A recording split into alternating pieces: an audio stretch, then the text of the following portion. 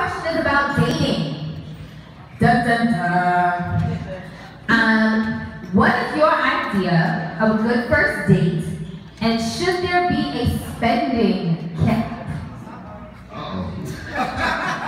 Now, I want our dating expert to start. Actually, you know what? No, we're gonna have you come on the tail end.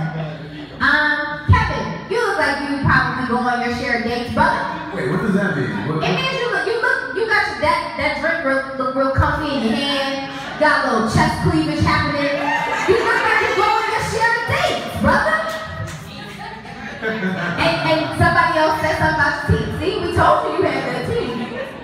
Thank you. So what is your idea of a good first date, and should there be a spending limit?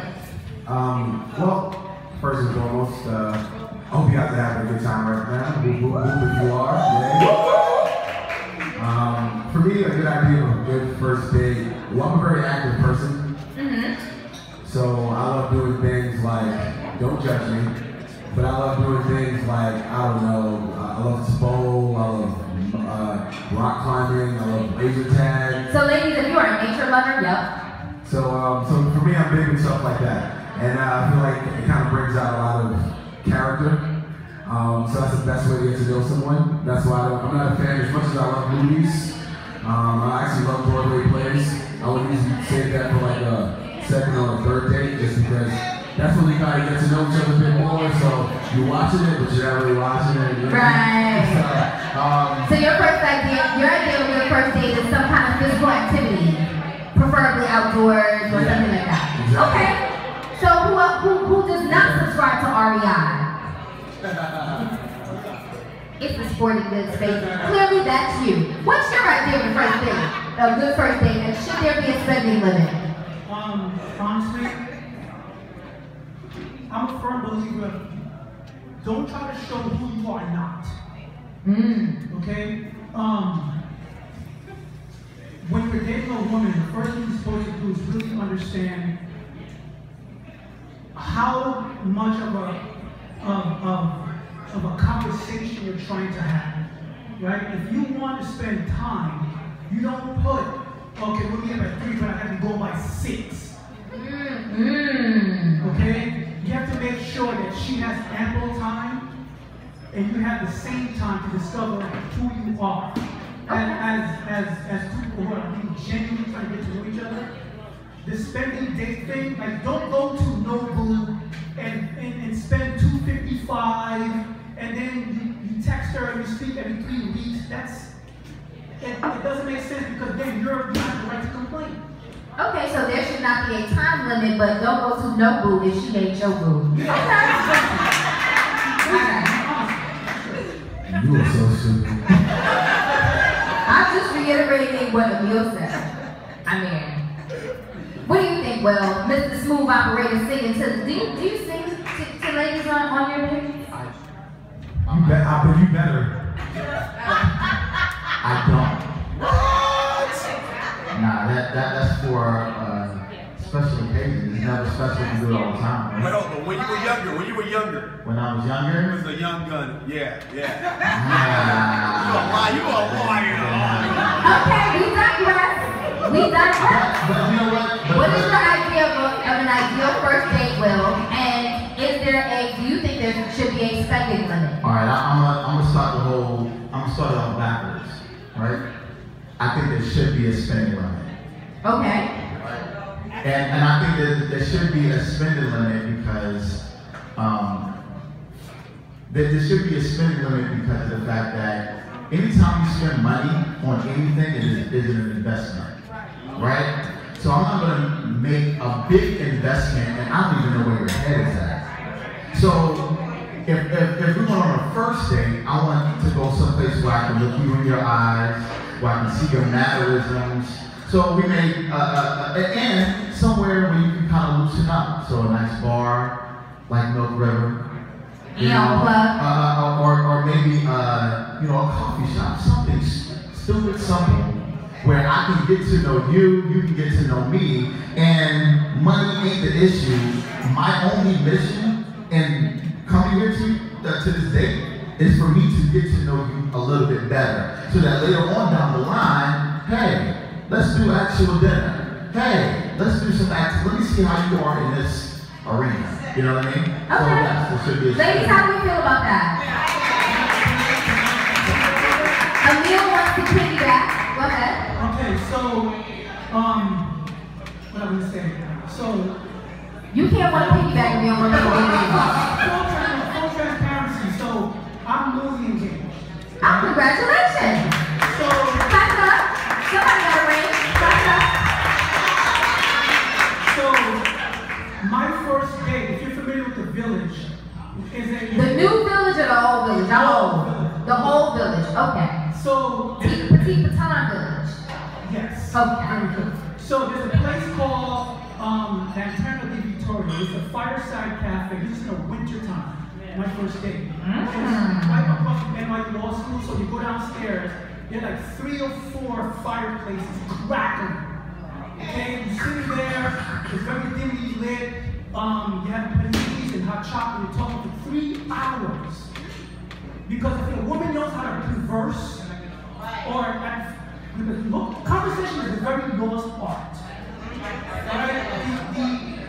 The texting phenomenon is like a disease to us.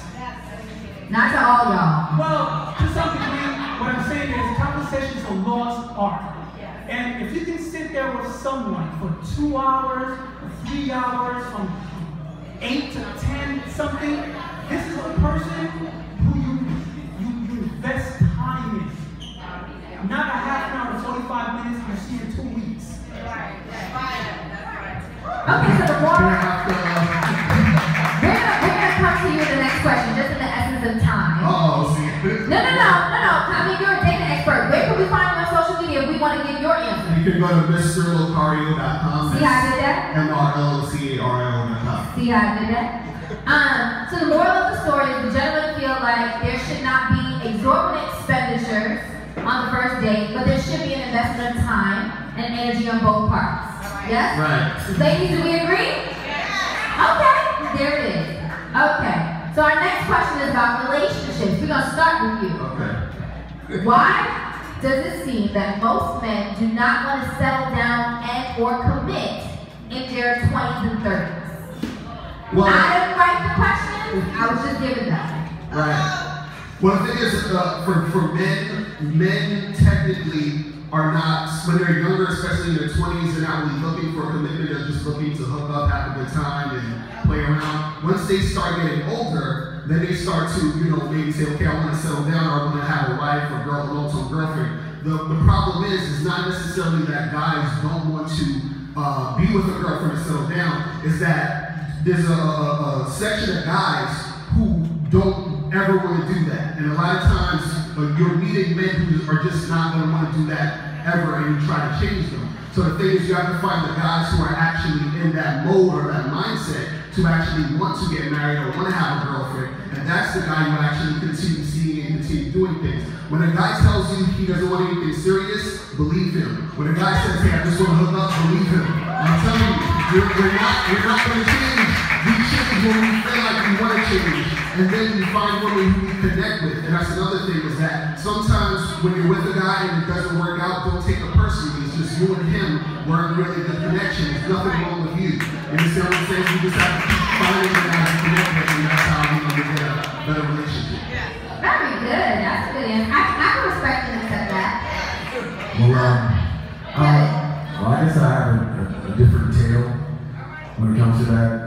For me, I was raised by my mom and all my aunts, so I grew up listening to a lot of women complain about men and this and that. So for me, when I got older, I was just kind of like, I'm gonna find a girl and treat her like a princess and this and that. So I think I'm fairly younger than everybody else. I don't know.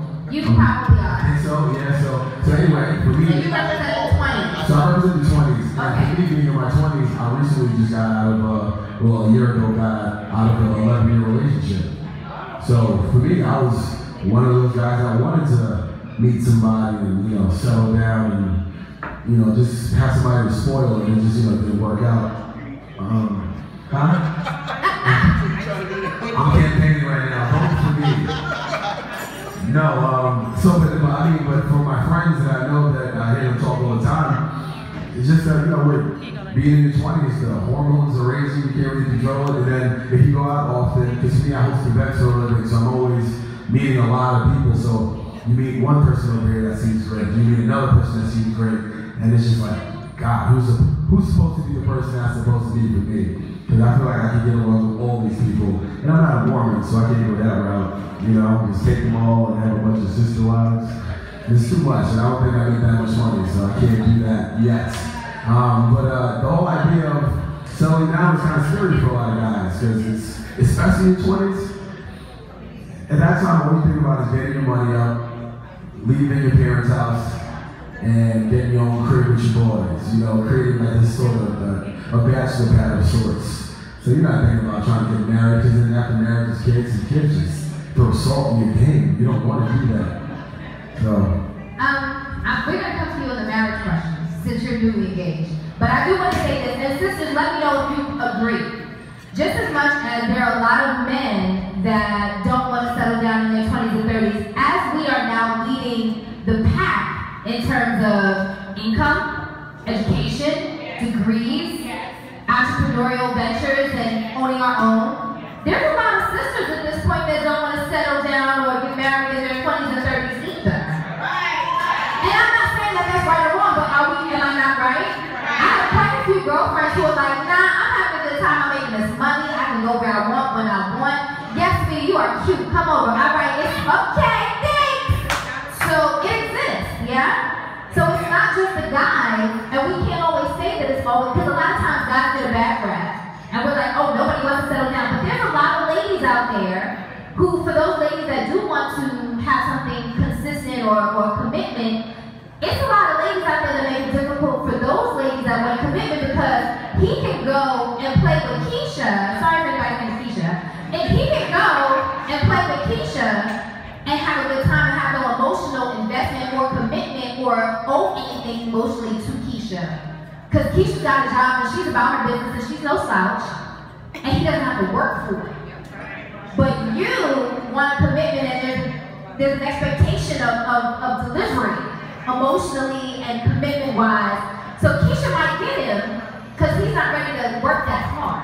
So don't take it personally if the dude is not ready to work that hard. He's not a bad dude necessarily. He's just not the dude for you. Am I right, fellas? I'm going to say something real quick. Yes, sir, Will. And then we're going to move on to the next question. I think there's really two reasons why guys don't really want to settle down there, 20s and 30s. The first reason is that there is nothing that makes a man feel like a man than a woman. If that's what you're into. Huh? It's 2016. If that's what you're into. No. Right, I mean, right. I just want to represent. I wasn't even thinking, right.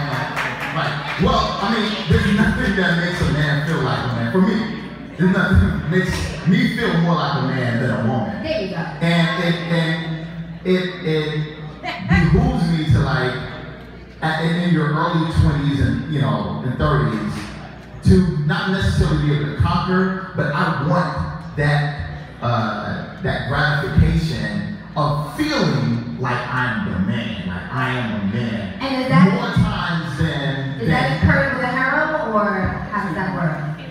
So the harem makes you feel like you've conquered? And this is a real question, I'm not being an asshole. Like the harem. No, it's not even about sex. It's just about. I'm not talking about sex, but having her. Right. Make you feel like you have conquered. It's the attention of a woman. It's just having that attention. To have her like, oh, she likes me. The other reason is that a lot of times it's financial. A lot of times a man is not in a financial position in his early 20s and 30s to be able to have the position of provider. So he will like shy away from that position because he's maybe not in a financial state where he is confident enough to say that, well, I want to make you my girl and I want to build a life with you because I can't really support myself and you. Well, I respect that, but shout out to all the women that say, baby, that's okay because I would love you to do this and we gonna honor together. There are those of us that exist. Marriage, is it true that a man knows from day one whether he will or will not ask and or marry a woman? No. Oh, he said absolutely. And the relationship right now saying no.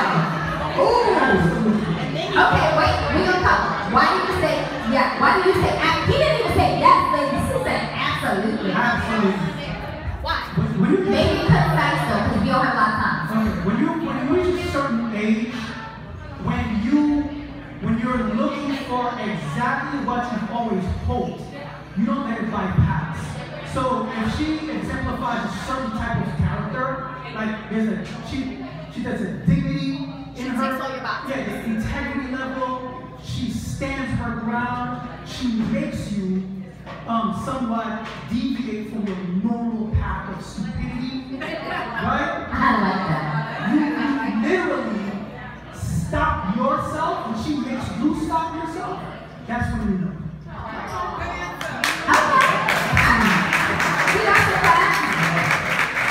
My sister didn't cover her eyes with you, so we must be doing okay. That was good enough. Okay. See, I disagree a little bit, but we were kind of saying what I was thinking is that you don't necessarily know all the time if this woman is going to be the one you want to marry because you still sort of need to get to know her. Just like you were saying, there were certain things that you found out later. So sometimes you meet a woman and you're like, okay, everything seems cool, y'all go out a couple times, and then as time goes, he gets to know you and he gets to say, okay, I'm noticing this is the one that I really want, but I can't stop thinking about her. But for guys, when we first meet you, most men are not even thinking about any of that. We're just like, oh, she looks good, I want to try to hit that. You understand? That's generally what most guys are thinking. But as we, get to know you, we want to, as we get to know you, then we say, okay, I noticed that she stands out more than most of the other women that I've dated or that I am dating right now, and I want to narrow it down to her because she is the one that stands out to me, and I really want to. It's almost like I need to be with you because I don't want to be without you, so I need to have you now, and that really comes through time, through him actually getting to know you. So this is why I tell women, sometimes you gotta give guys chances. You have to sort of, I'm not saying the guy's an idiot, you don't gotta stick with the nonsense. But if he seems like a cool guy, don't just diss him or dismiss him because he did something small or little, because that could be the guy, that could be the one that you're gonna, spend some time with. Okay, so ladies, our takeaway on that one was some guys know, some guys are open to finding out. Is that good? And that we can't always let the little things that annoy us completely turn us off. Because most women, once you turn us off, it's very impossible to turn us back on. So we have to decide if we think this gentleman is worth it to understand that maybe we may be annoyed, but we're still learning him and he's still learning us, and so we give him a little bit more an opportunity, right? Okay, so we understand something. Okay, next up, sex. All right. Is it unrealistic for a woman to expect a man to wait until marriage for sex? Everybody said yes. It's not technically unrealistic, but you're going to have a harder time finding that dude unless you're in a specific situation. Let's say you go to like a church and you have guys in that church that sort of have that same belief, then maybe. But generally, if you're going to try to find that guy who's going to do that, you can't find them, but it's rare. So out of 100 guys, maybe you might find 3 that's okay with that. But most of the time, guys are not going to be on that type of tip. That's honest. All right, so real quick. Mr. Good Teeth and Dark Voice. Okay, go ahead. In this technological era, What that got to do with sex? it has a lot to do with sex. In this technological era with the sex thing and Snapchat, me that, whatever. It's if you're not gonna give it to me, somebody else is gonna give it to me, and that somebody else is a dial away, a text message away. Because technology has made the world a lot smaller, so you're in contact with people a lot better, and you get things a lot faster. So the idea of waiting to have sex is like, why? That's the only thing I wait for is my birthday. Why am I waiting to have sex? Money. Now I talked about this a little bit earlier. Why are some men intimidated, or are men intimidated by a woman who makes considerably more money than he does? Not really. No. I'll tell you, it's the thing. Most it looks like intimidation, but it's not really intimidation. What happens is this: when women, usually a lot of times when women make more money, what happens is that when they interact with a guy on a subconscious level, sometimes not even conscious of it, but it seems like they're trying to lead him or run the relationship. So guys don't want to have to deal with that, so then they're like, I'm not dealing with you, and you think that's intimidation.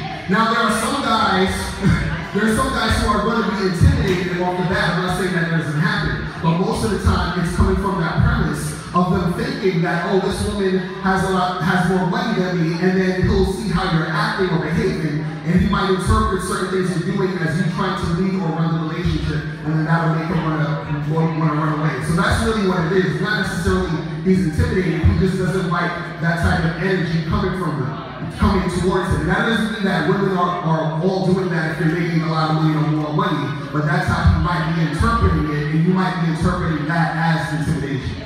Okay. Can I get your feedback, Will? You've been fairly quiet these last few questions. What was the question? I'm gonna fight you. I'm gonna need you to focus, sir. Nah, I think I would piggyback on what he said. I don't necessarily think it's intimidation. It's really the question of, is she going to respect me? I made less money. I'm comfortable. I'm Gucci with it. But are you going to respect me in return? Are you going to treat me like a little boy? Right. You know, because I'm not able to like take you to what somebody else may be able to take you, you know, to a fancy dinner or whatever the case may be. Can you still have a respect level where you make me feel like a man?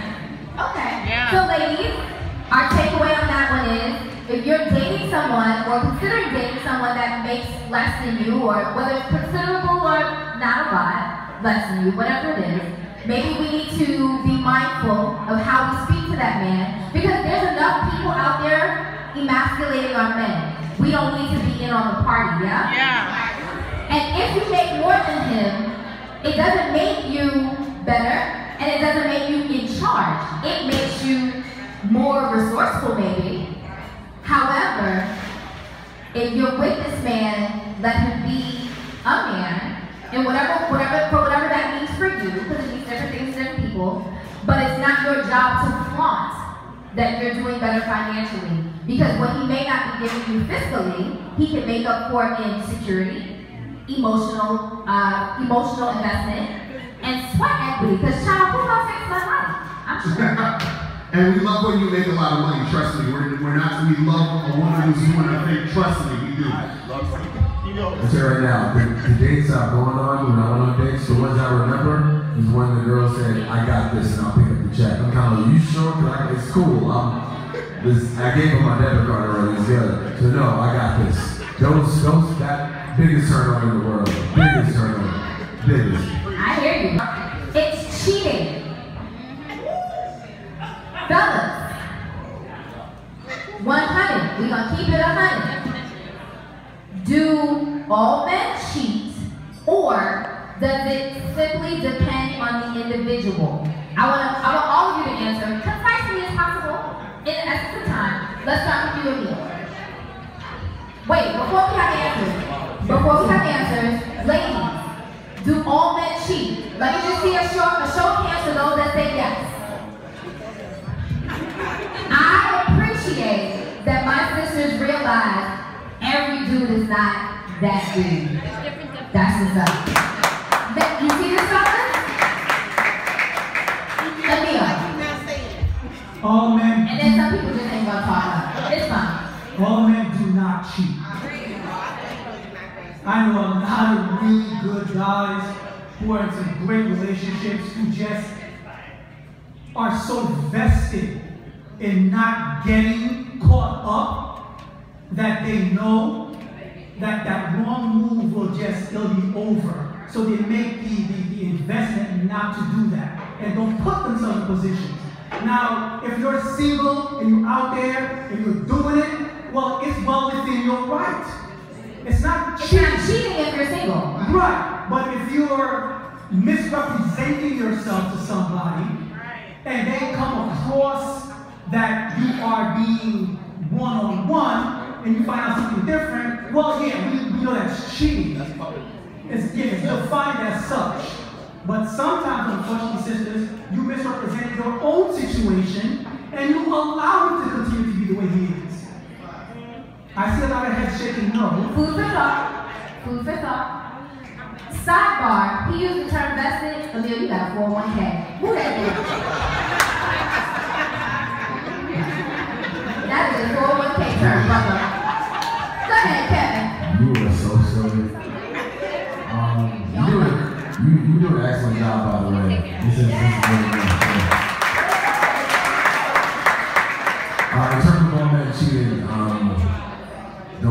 any right now, but we're keeping it serious, we're being serious, right? We're being 100. Listen, we keep it 100. No hard feelings, no personal whatever. Cool. I mean, she's not in there, so I think it's okay for me to say it. So I am a former cheater. Okay. Are you reformed? I'm reformed. Okay, for now. I am reformed. No, I'm reformed. Okay. Because what happens when you cheat is, you know, your conscience starts kicking in. Then after a while, if you do it enough times, your conscience is just gone. You never think about it anymore. It's almost like putting on clothes and just, it's so simple. You never realize how much damage you're doing to your significant other. But a lot of men do cheat, okay? So, like a lot, okay? But what you have to understand about cheating is you can't take cheating, again, like I said earlier, you can't take it personally. What I mean is a lot of times when a woman finds out her man cheats, she thinks there's something wrong with her, did I do something wrong, am I not sexy enough, all this other stuff. Cheating is 100% on the person who cheated, it's not about you. Because even if I spoke to your man and I said, why did you cheat on your girl? If he says, I'm not attracted to her anymore, that's just him saying, I'm not attracted to her. It has nothing to do with you because there's 1,000 guys who will be attracted to you and some of those guys won't cheat on you. You understand what I'm saying? So don't take it personally. Now, what you have to ask yourself is, do I want to stay with this guy who cheated or do I want to leave him? You understand? So that's your choice to make once you find that out. And then you have to ask yourself, is what he did, is he, remorseful for what he did? Does he feel bad about it? Is he going to continue doing it? These are stuff you have to ask yourself. Some women might say, hey, I'm totally not going to be with you, and that's fine. But some women might say, hey, we actually have a good relationship, I love him, and then you want to stay with him, and that's fine. The choice is up to you. But what I want you to understand is that the cheating is 100% not about you. It doesn't matter why he did it. It's all about him. It's all about his selfishness of why he wanted to do that. So don't make it about yourself, because then you're going to get down on yourself, you're going to get upset, you're going to start feeling insecure, and you're going to be doing all these things because of what he did. Okay? Alright. And we're going to wrap it up with Mr. Glover. I'm just going to go ahead and say, I've never cheated on anyone I was in a relationship with. This is true. Goddamn R&B singer. One of the reasons why is because I think the guys who don't cheat or don't go that route, they understand that they will absolutely jack up the spiritual connection with their partner. It's not even the fact that they're going to find out. Like, I got it covered if I cheat. I know how to cover it up. But I don't want to mess up the spiritual connection. I think men have lost the responsibility of being the spiritual head of whatever relationship that they're in. So if I'm going to jack up my spiritual connection with that person, the woman is going to find out, because y'all tuition kicks in, like, y'all automatically know that something is different, something is messed up. We be knowing. It's that spiritual connection, or that line of spirituality that you have with that person, that you kind of like mess with or tampered with. And if I have somebody special who have actually made my woman or my girlfriend, I don't want to mess that up or that connection up. So that's why all men don't cheat. I know I haven't. And that's why I stay single, so that I won't. And the truth comes out. Ladies, so our final takeaway is all men don't cheat. Many times when men cheat, it is not emotional, unlike when women cheat. We know that. We're going to touch to that. And sometimes you just stay single. It is not emotional, unlike a lot of times when women cheat. Because when women cheat, it's usually because there's an emotional void, or it is emotional with that other person. Am I lying? Okay, most times, I won't say all, but most times when a woman cheats, it is emotional for her. Most men, it's just that it was available and it was there, and so he slipped and fell into it. Ladies and gentlemen, please give our panel of honest men a hand. Thank you so much. Shout out to Chey, shout out to Unspoken. You guys are doing a great job, and this is great.